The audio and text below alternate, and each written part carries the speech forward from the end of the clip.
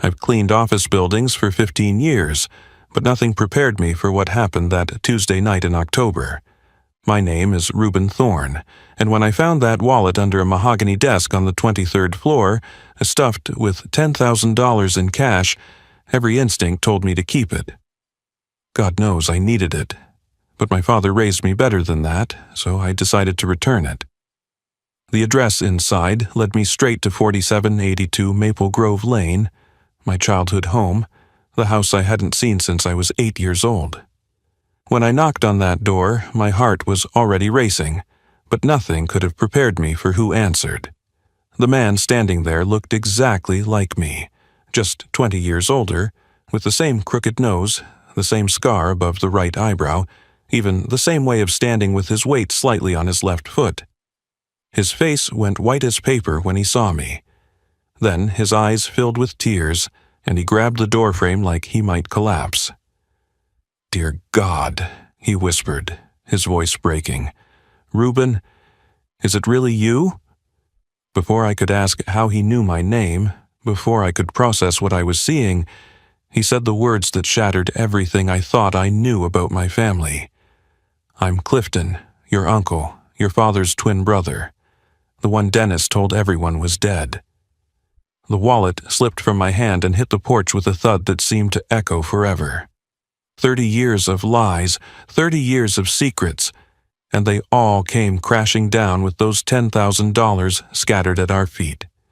This man, this ghost who wore my face, had been alive all along, and my father, the most honest man I ever knew, had lied to me every single day until he died.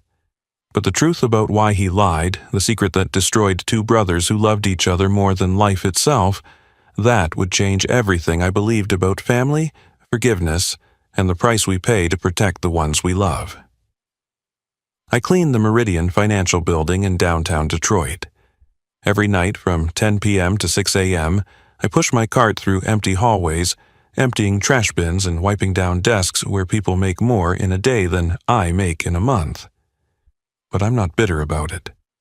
After my wife Janelle died 3 years ago from cancer, the quiet nights gave me something I desperately needed. Peace. Just me, my headphones playing old Motown, and floors that needed mopping. No sympathy looks, no awkward conversations, no empty house waiting for me. My father, Dennis Thorne, raised me alone after my mother left when I was 8. He was a locksmith who ran his business out of a van that always smelled like WD-40 and metal shavings. Honest work for an honest man. He had thick hands scarred from years of handling keys and locks, and he'd ruffle my hair with those same hands every morning before school. "Work hard, stay honest, and you'll sleep good at night," he'd tell me. Never talked about family beyond us. Said we were all we needed, and I believed him. Dad died 5 years ago, 2 years before Janelle got sick. Heart attack at his workbench, still holding his favorite lockpick set. The paramedics said he went quick, no pain. I hope that's true. At his funeral, only 6 people showed up, including me.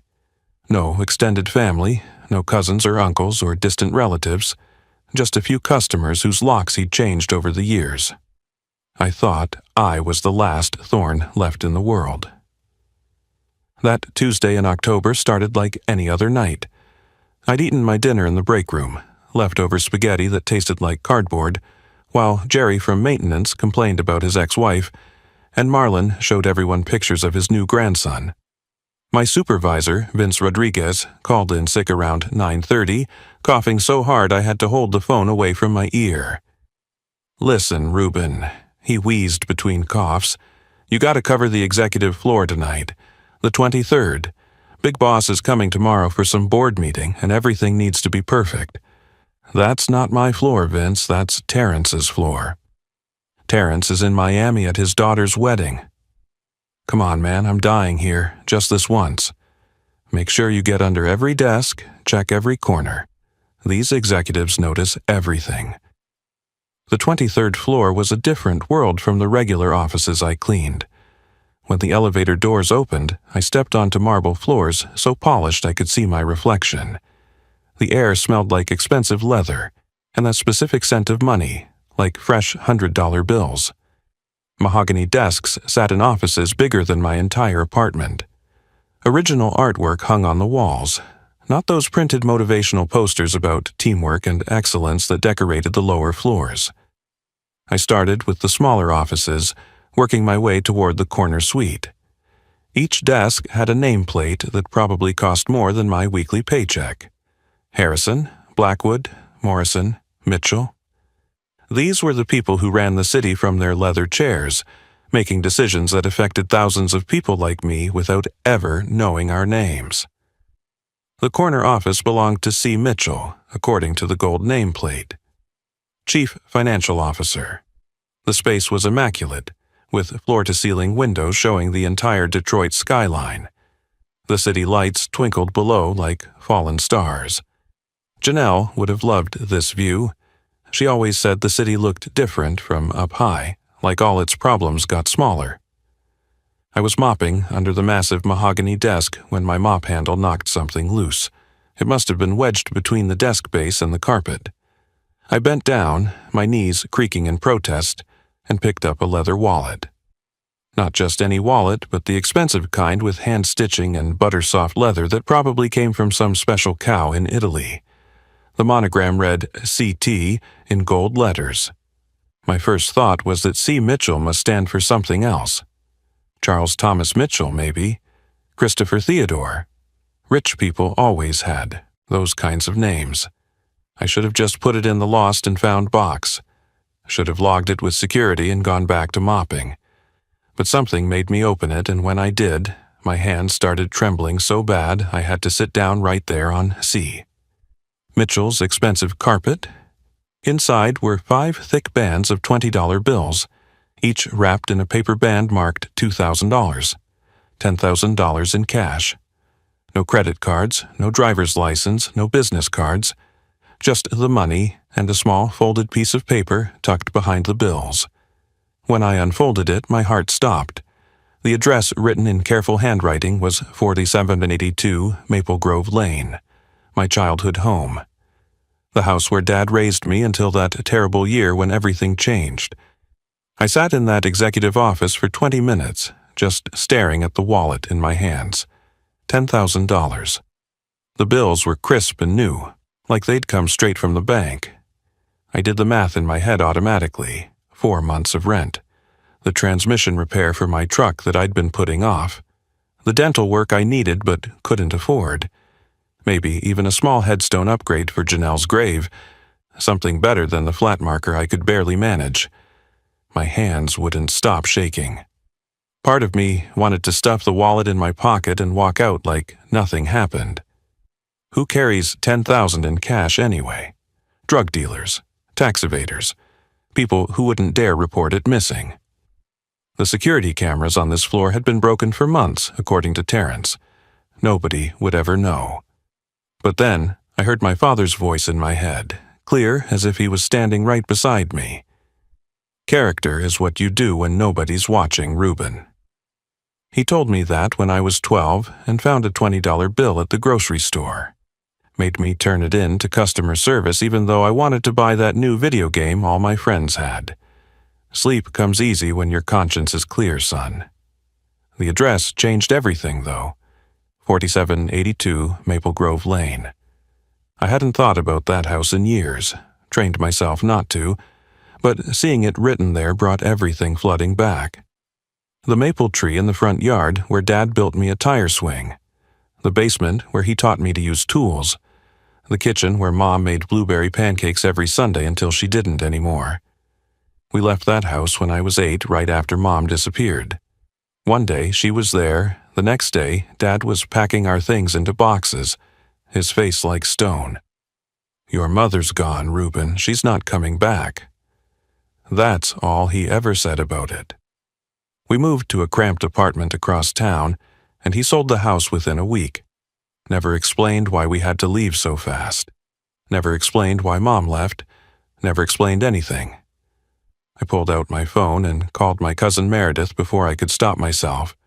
She lived in Chicago now, but kept track of all the family history, had one of those ancestry accounts and everything, if Anyone would know about someone with the initials CT. It would be her. "Reuben?" She sounded surprised. "It's almost midnight. Is everything okay?" "Hey, Mary, quick question. You ever heard of someone with initials CT in our family?" The silence on the other end stretched so long I thought the call had dropped. "Why are you asking about this?" Her voice had changed, gotten careful.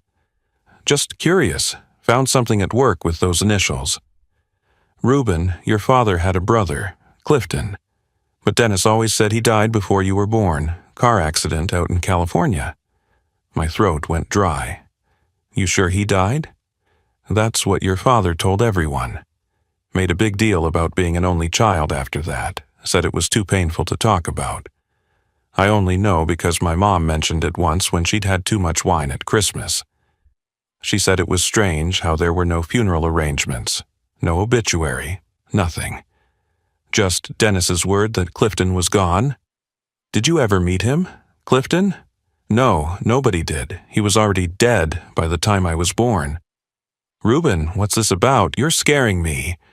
I hung up without answering. My father never lied to me, not once in 30 years. When my goldfish died, he didn't tell me it went to a farm upstate. When I asked if Mom was coming back, he didn't give me false hope. He was honest, even when it hurt. So why would he lie about a brother? The next morning, instead of turning in the wallet to building security like I should have, I drove to Maple Grove Lane. My shift ended at 6 a.m., and by 6:30 I was parked outside my childhood home. The neighborhood looked frozen in time. Mrs. Rodriguez still had the same garden gnomes, just more weathered. The Pattersons' house still had that ugly green trim, just more faded. But 4782 looked different. New windows with expensive frames.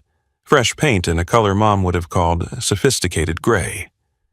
The tire swing was gone, replaced by professional landscaping. Someone with money lived there now. Someone with the initials CT who kept $10,000 in cash like it was pocket change. I sat in my truck for 10 minutes, engine running, arguing with myself. Return the wallet and get answers, or drive away and pretend I never found it. Finally, I grabbed the wallet, walked up the pathway I'd run down 1,000 times as a kid, and knocked on the door of my childhood home. Hold on," a voice called from inside, and my stomach dropped. The voice was familiar in a way that made no sense, like hearing a recording of yourself that you don't remember making.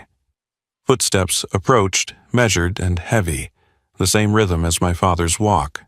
The door opened, and I nearly fell backward off the porch. The man who answered was me, but aged 20 years into the future. Same nose that curved slightly left from when I broke it playing baseball. Same scar above the right eyebrow from falling off my bike. Same hands that were just a little too large for the arms, what Janelle used to call my puppy paws when we first started dating. His hair was gray where mine was still black, lines creased his face where mine was still smooth, but looking at him was like staring into a time machine mirror. We stood there frozen, both of us trying to process the impossible. His face went through a series of expressions: confusion, recognition, shock, and then something that looked like grief. "Dear God," he whispered, gripping the doorframe with both hands. "Reuben? You're Reuben Thorne? How do you know my name?" His eyes filled with tears that he didn't try to hide. "Because I'm Clifton Thorne, your uncle, your father's twin brother." Twin brother? The words hit me like physical blows. Dad never mentioned a twin, never mentioned any siblings at all. In 30 years, not one single mention of having an identical brother walking around in the world. "You're supposed to be dead," I said, my voice sounding strange and distant. "Car accident in California, before I was born." In a way, I was. He stepped aside, gesturing for me to come in. "Please, come inside. You have my wallet?" I held it up, still trying to reconcile this man's face with the lies I'd been told. $10,000? Just carrying that around? "My office. I'm the CFO at Meridian. C. Mitchell is my professional name." He laughed, but there was no humor in it. Small world, right? Dennis's boy cleaning my office. If that's not cosmic intervention, I don't know what is. I followed him inside my childhood home that wasn't my home anymore. Everything was different. The walls Mom painted yellow were now stark white. The carpet where I played with toy cars was replaced with hardwood. The whole place looked like a magazine spread, expensive and cold and nothing like the warm house where I grew up. He led me to the kitchen, which still had the same layout but with granite counters and stainless steel appliances where our old yellow refrigerator used to hum. This was where Dad made dinosaur pancakes every Saturday, where Mom taught me to tie my shoes, where our family fell apart. "Coffee?" Clifton asked, already pulling out 2 mugs like he knew I'd say yes. "Answers," I said, sitting at a table that probably cost more than my truck. He poured the coffee anyway, his hands shaking slightly. "I don't even know where to start. How much did Dennis tell you about me?" "Nothing, absolutely nothing. You were dead, that's all I ever knew." "And your mother? What did he say about why she left?" "Just that she was gone and wasn't coming back." "I was 8, that's all he'd tell me." Clifton sat down heavily across from me. "Your father and I were inseparable growing up. Irish twins, people called us, even though we were identical. Did everything together. Went to the same trade school, him for locksmithing, me for accounting. Best man at each other's weddings. Our wives were sisters. Did you know that?" "What?" My coffee mug stopped, halfway to my mouth. "Pauline and Patricia Morrison, your mom and my wife. They were sisters 2 years apart. We met them at the same party, married them a year apart, bought houses next door to each other. It was perfect. The 4 of us and our boys." "Boys? I have a cousin?" His face crumpled. "Had, my son Nathan, 3 months older than you. You 2 were inseparable, just like Dennis and me. Did everything together until he got sick. I don't remember any cousin named Nathan. You were 7 when he died, leukemia, fought for a year, but we lost him right before his 8th birthday. That's when everything started falling apart." "Why would Dad lie about that? Why would he tell me you were dead?" Clifton stood up, walked to the window that overlooked the backyard where I used to play. "Because of what I did after Nathan died. Because of how I betrayed him. Because he saved my life, and the price was that I had to stay dead." He turned back to me, and the pain on his face was so familiar it hurt. It was the same expression Dad had whenever I asked about Mom or why we left this house. "Your father was the best man I ever knew, Reuben, and I destroyed everything he loved trying to save myself from grief." Clifton walked to a cabinet and pulled out a manila folder, his hands trembling as he set it on the table between us. Inside were newspaper clippings, yellowed with age. The headline on top read, "Detroit Credit Union Robbery, Attempt Foiled, Suspect Still at Large." "After Nathan died, I lost my mind," he said, his voice flat and mechanical, like he'd rehearsed this confession 1,000 times. "Patricia tried to help me, but I pushed her away. Started drinking heavily, gambling whatever money we had left after the medical bills. Lost my job at the bank where I'd worked for 10 years. Lost our house. Lost everything. Patricia took what little we had left and went to live with her sister in Oregon." "Her sister? My mother?" "No, their older sister Rachel. Your mother stayed here trying to hold your family together while watching mine disintegrate. Dennis tried to help me. Gave me money, found me jobs, let me sleep on your couch when I had nowhere else to go. But I was drowning in grief and rage, and I couldn't see anything except the unfairness of it all. Why did my boy die while yours got to live? Why was Dennis's family whole while mine was shattered?" He pulled out a photo from the folder.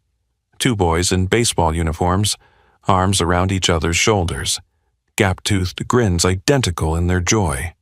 "That's you and Nathan, 2 weeks before he got sick."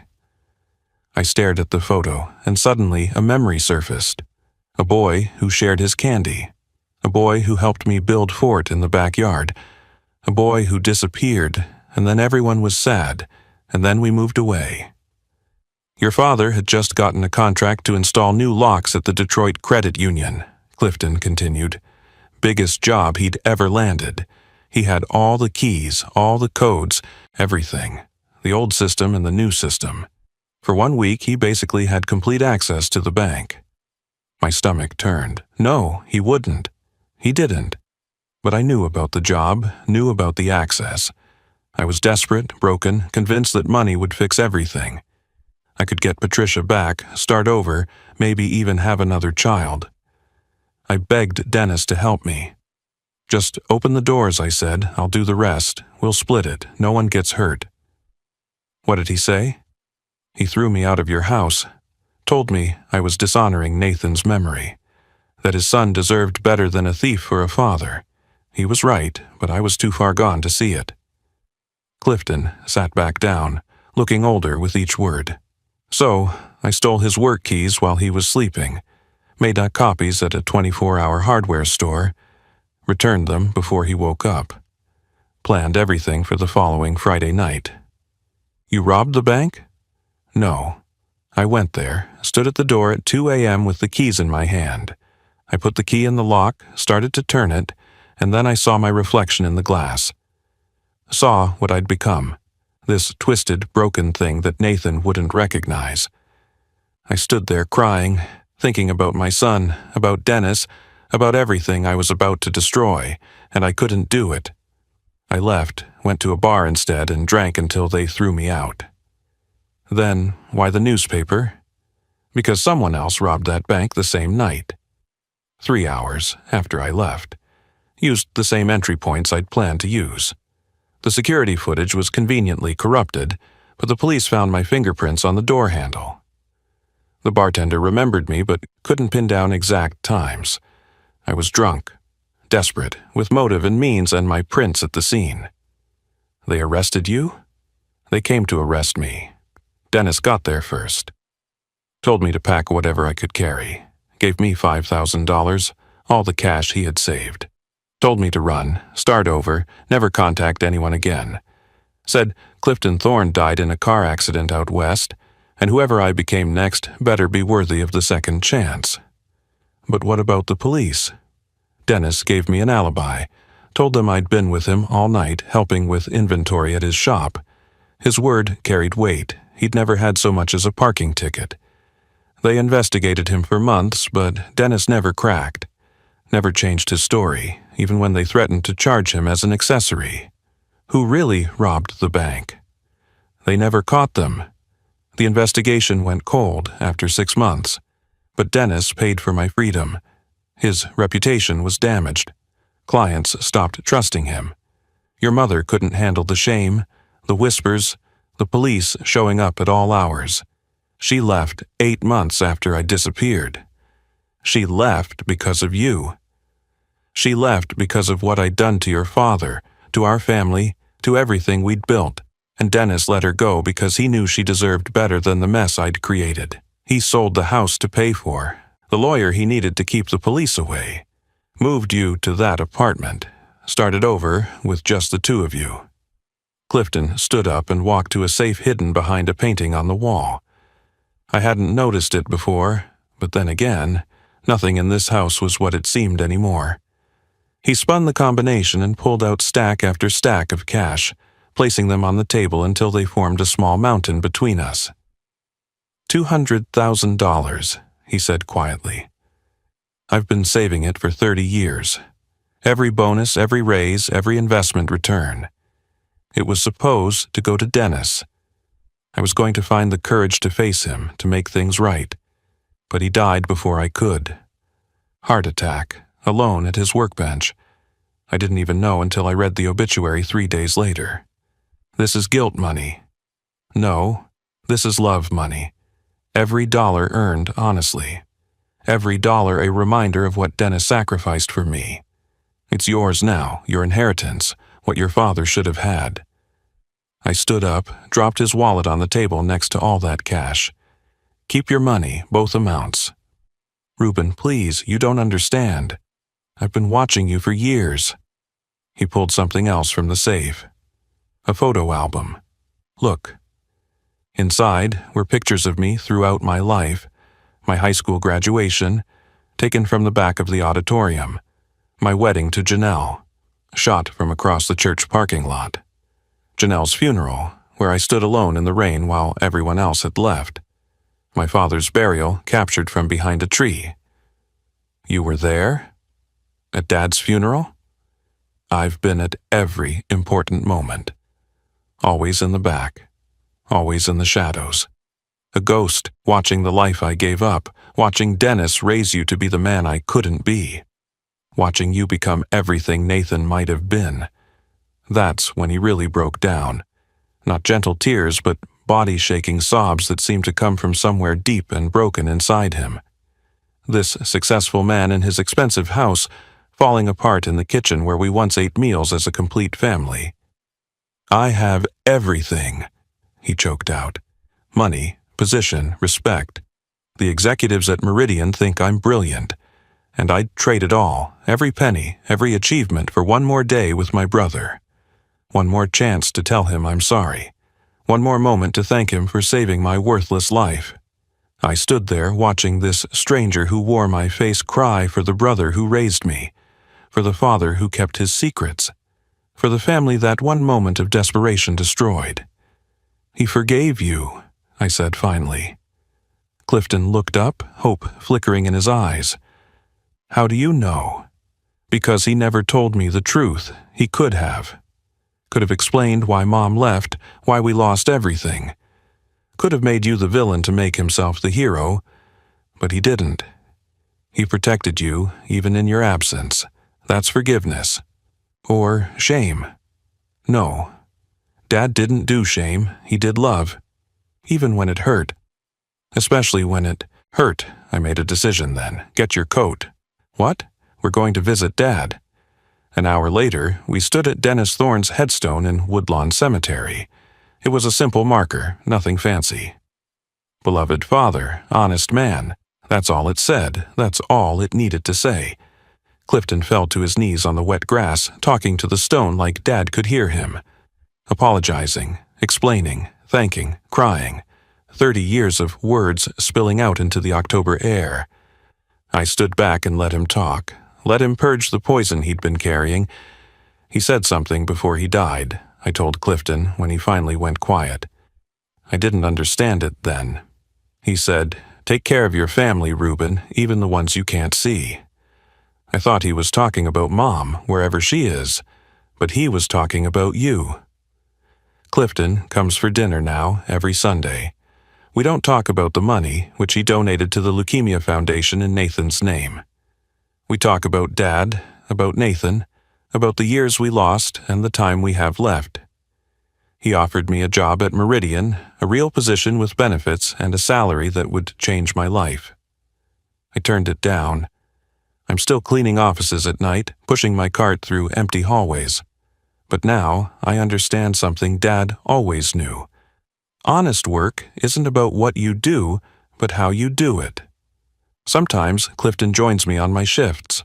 The CFO of a Fortune 500 company, mopping floors at 2 a.m., telling stories about him and Dad as kids. Last week, I found another wallet. This time, I didn't hesitate. Returned it immediately to its grateful owner. Clifton was with me and he smiled. Dennis would be proud, he said. He was proud, I corrected, of both of us. If you're watching this, remember that family isn't just blood. It's the choices we make, the secrets we keep to protect each other, the forgiveness we offer even when it hasn't been earned. And sometimes, just sometimes, what looks like a curse turns out to be a blessing. That wallet gave me back the family I never knew I'd lost. If this story touched you, please share it with someone who needs to hear it. Leave a comment about your own family, the complicated, messy, beautiful truth of it. And don't forget to subscribe to this channel for more stories about the extraordinary moments hidden in ordinary lives. Thank you for listening. Or